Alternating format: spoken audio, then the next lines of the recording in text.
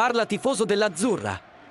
Benvenuto in un altro video. Vediamo le ultime notizie dal Napoli. Victor Osimhen sta facendo scalpore sui social dopo aver guidato un coro di giocatori su un volo in diretta Instagram prima del decollo da Torino per il Napoli. Ha cantato con entusiasmo "I leader se ne vanno e vinceremo il tricolore".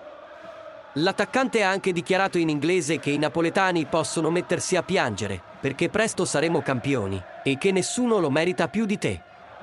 E quello era solo l'inizio della festa per i tifosi del Napoli. All'arrivo a Napoli, Osimhen e altri giocatori come Kvaratskhelia, Anguissa, Lozano e Di Lorenzo si sono uniti ai tifosi e hanno fatto festa. L'autobus della squadra è stato scortato da una lunga fila di motorini per le strade della città mentre la folla cantava e sventolava bandiere. Questo è uno spettacolo di amore e passione per il nostro tempo, e Victor Osimhen sta aprendo la strada. Ha anche lasciato un messaggio sui social ai napoletani, dicendo che ora tocca a loro festeggiare e che hanno aspettato abbastanza. E tu, tifoso napoletano, cosa ne pensi di questa festa?